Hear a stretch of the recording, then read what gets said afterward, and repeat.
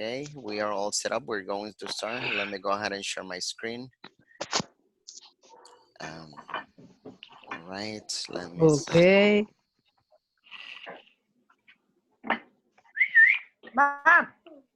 Okay, I am going to mute everyone. Please unmute your mic unless you have to speak. Okay. Okay. All right. Ma!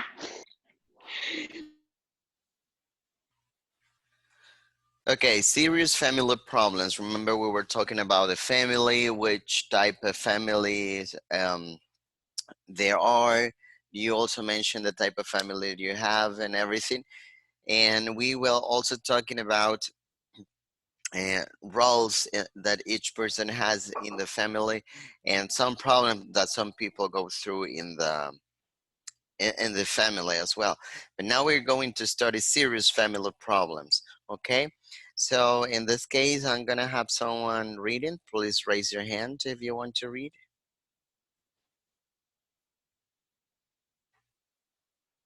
Okay, Emilio, go ahead.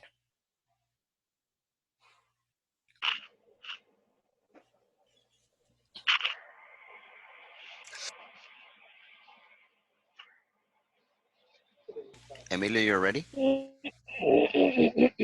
My mic. I have mute my mic. We all have our ups and downs, good days and bad. The same is true of families. A healthy family manages to get over the bumps. However, the situation is more serious. It is beyond the family's ability to handle. One such problem is abuse. Abuse is a pattern of mistreatment of another person. An adult or a child can be the target of abuse. Abuse is a serious problem that can be long-lasting effects on the family members. The family with an abuse problem needs to get help help immediately. Thank you very Abuse much. Emilio. You can stop right there. Thank you. Okay, so we have one of the most, I will say, serious problem in the family is the abuse. Who wants to tell me what is abuse? Me. Okay, Diego, go ahead. Abuse is a pattern of mistreatment of another person. Thank you very much. So that is abuse. It's a pattern of mistreatment of another person. There are many different type of abuses. Okay, abuse is it has a very wide definition, I would say, and there are different types of abuse. Okay, and that's basically when we are mistreating someone. Okay, when we are not treating another person fairly and we are abusing. Okay, so let's see. Let me scroll down. All right, raise your hand if you want to read the next part.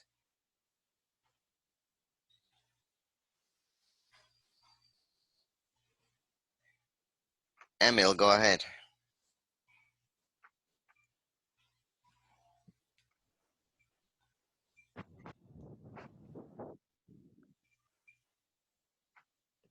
Emil, Okay, Diego, go ahead. Abuse can take several different forms. Physical abuse involves the use of physical force. A physically abused person often shows signs such as bruises, burns, and broken bones. Thank you very much. Emotional You can stop right there, Diego. Thank you. Okay, physical abuse. Um, it is very common, especially in our culture. Okay, and how would you define physical abuse using your own words? Or who wants to give me an example of physical abuse?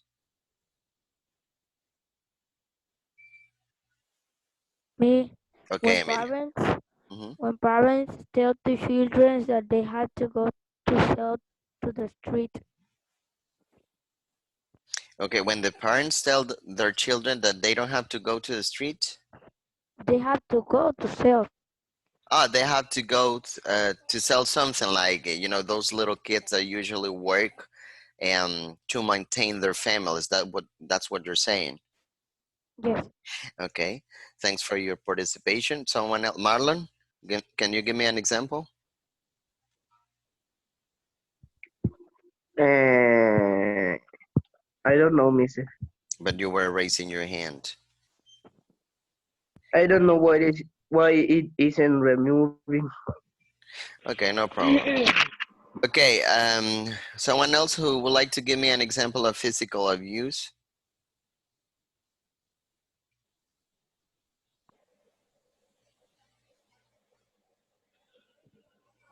Okay, physical abuse. And a clear example is um, I keep beating my kids every day because they are not obedient or, they don't want to do what I want them to do. So I'm going to start beating them using a belt, using a stick, whatever thing that I have handy to beat them, right? So that is physical abuse. However, in my case, for example, I do beat my kids sometimes because they need me to um,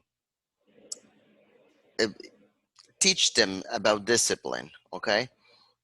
But it's not a physical abuse because I don't do that every day, and I don't do it like some people go over the limits, and they are probably beating their children um, every day and in a very savage way. Some children be may be unconscious because one of the parents beat them. So that is physical abuse. Another example is a husband beats um, when a husband beats his wife, or it can be the other way around as well. It is very common to see that husbands or men beat their wives or the women, right? But it can be the other way around as well. And there are some cases. So that is physical abuse as well. What are some signs of an abused person? Well, that person can show signs of bruises, burns, broken bones as well. And so you can identify physical abuse on a person if you are able to see one of these signs. Okay, and please go ahead and raise your hand if you want to read the next section. Now I would like to have some. Okay, Diego, go ahead. Emotional abuse is harder to spot of, it often involves yelling and putting a family member down. Although there may be no physical harm, emotional abuse is just as serious. An emotional An emotionally abused person often feels worthless or angry. Thank you very much, Diego. Okay, so we have another type of or another form of abuse, and it's emotional abuse. And it said that is harder to spot. Why? Because um, we mostly focus on physical abuse. It is very easy to notice if a person is it's being physically abused, okay? But when a person is emotionally abused, that is very difficult for us to tell because the people usually use words to make a person feel bad about something. So that is why it says that it often involves yelling and putting a family member down. I mean, with words. Maybe I am not beating my wife, I am not beating my kids, but I am, yelling at them all the time. And I am, making them feel very, very bad. I am putting them down. Okay, so that is emotional abuse, because that is going to cause my kids or my wife to feel probably depressed, or to have some emotional problems. And it says there may be no physical harm, of course. Like I said, it's mostly about words. uh, some some people, can you please, I don't know, I keep muting the mics, and there are people who keep unmuting their mics. I don't know why. All right, so that is emotional abuse. Who wants to give me an example of emotional abuse?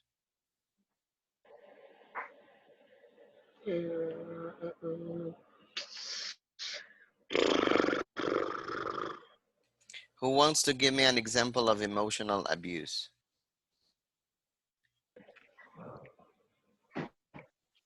Marlon, go ahead. Emotional abuse is when a parent is not beating the how do you say familiares? Relatives. No, they're not beating the relatives, but it is yelling or insulting them. Exactly, very good, Marlon. That is a clear example of physical abuse. I mean, emotional abuse. Maybe they're not beating anyone. They're not using violence like punching or kicking anyone, but they are making these people feel really bad. Okay, they probably are making these people feel like um, they they are not worth, and that is a serious problem. It can be even more serious than physical abuse, because physical abuse can be spotted, but emotional abuse, it can be, probably we're not able to recognize it, and it's like nothing happens, and we're not gonna do anything about it because we don't think that's a problem, but it actually is. Okay, all right. Let's move to the next section. It's a sexual abuse, and raise your hand if you want to read, please. Okay, Marlon. Sexual abuse is any mistreatment of a child or adult involving sexual activity. Sexual abuse includes any type of unwanted or forced sexual activity. This can include touching one's private body parts or being forced to touch uh, someone else showing sexual material to a child is another act of sexual abuse. It is often difficult to see that a person is being sexually abused. Thank you very much, Marlon. Yes, and pay attention to this particular part, guys, because you are somehow vulnerable to sexual abuse because of your age, probably because of the technology, because sometimes parents are not like, supervising what their kids are doing. Okay, so nowadays it is very common. Sexual abuse is really, it's very common because of the things that I already mentioned, because you have access to this technology, you have access to a computer, to internet, to a cell phone, and you can find many different people who might like to, you know se- use sexual abuse on you. And is it says that is any mistreatment of a child or an adult involving sexual activity. A sexual activity doesn't necessarily have to be, that you have contact with another person, all right? Because uh, nowadays that you have access to social media, for example, if someone is sending you pictures, you know what type of pictures I'm talking about, um, that is sexual abuse as well. Okay, and you have to be very careful with that, because there are many sexual predators out there, and you have to be very careful if you have access, because most of you, well, all of you in this meeting have access to a cell phone, or a computer. But be careful, guys. Be careful with your friends on Facebook. Be careful with your friends on any other social media, um, because some of them, you know, may want to do wrong things with you guys. Emilio, you would like to add something? Emilio, I saw. We in the social media, Mister, we only have to have friends, like Exactly. Only people. persons that we know. Exactly, Emilio. Thank you very much. Sometimes you get like a request from a person you don't even know. Would you accept it? No, No, exactly. You are not supposed to accept a friend request from someone who you don't really know. Okay, that is prevention. Okay, something else that includes that isn't that sexual abuse involves is when someone, for example, is forcing you to touch his or her parts. That is sexual abuse. It doesn't matter if that's a woman or a man, a girl or a boy. If that person is forcing you to do that, that is called sexual abuse as well, and you have to be very, very careful. Whenever this happens, guys, you have to tell your parents. Okay, I can't stress enough the importance of communicating with your parents whenever you have something, you know, a situation like this. Why? Because we can, you know, and go to the police. We can do something legally to keep those people. Hold on. To keep to prevent those people from doing the same thing to other kids, or to prevent that person to do that to you as well. Okay. And it said something else, showing sexual material. I already mentioned that, right? Whenever you received, if you receive a message and that is showing is sexual content, sexual material, that is sexual abuse, I'm sorry, as well. And this is very, very difficult to see. Why do you think sexual abuse is very difficult to see?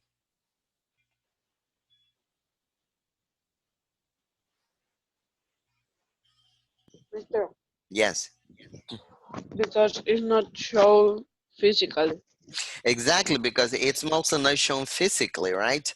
And like I said, all the examples that I gave you, social media, cell phones, computer, and even, you know, sometimes it involves something physical. Like, for example, you are in a place with a well-known person, because usually well-known people are the ones who usually abuse of kids. And you have to be very careful, and you may be sitting next to someone over there and that person can, you know, um, coax you to touch his or her parts, and probably nobody will know about it, just you and that person.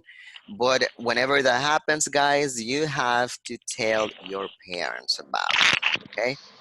All right. There is something at the end that says well, yeah, that is difficult to see because of those things that you already mentioned and the things that I already mentioned as well. So, please be very careful, guys. Be very, very careful. Okay. Okay. Let's move to the next section, and raise your hand if you want to go ahead and read. Okay, but you already read, Marlon. Thank you. I would like someone else to read.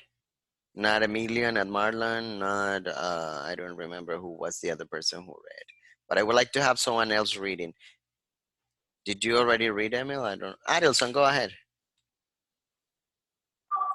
Parents are responsible for taking care of their children.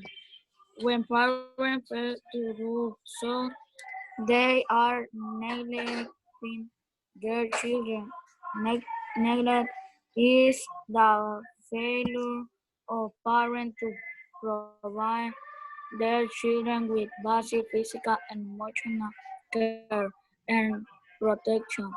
Physical neglect involve not providing enough food, clothing, shelter, or medical care. Emotional neglect involves not giving love, respect, and other forms of emotional support. Thank you very Thank much, Adelson. You can stop right there. welcome. Thank you. Okay, so neglect. What is neglect, guys? Is the failure of parents to provide their children with basic physical and emotional care and protection. Sometimes, for example, this is very, very difficult for us as parents. Why? Because we may think, for example, that only because we have everything, like everything material for our kids at home, we are being responsible. But being responsible also involves, you know, emotional responsibilities, like giving love to your kids, showing respect for your kids, and other forms of emotional support as well.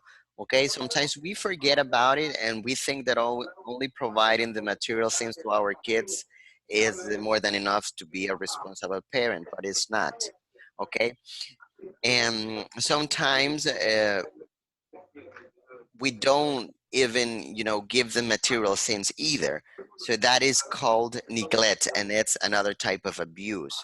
Okay, maybe I am not beating my kids, I am not punishing my kids all days, I am not, kicking or punching my kids or my wife, but I am not providing food for them. Maybe my kids are hungry and I'm not preparing anything for them because probably I didn't buy the goods to cook, or I didn't, or simply I don't want to cook for them. Let's say that.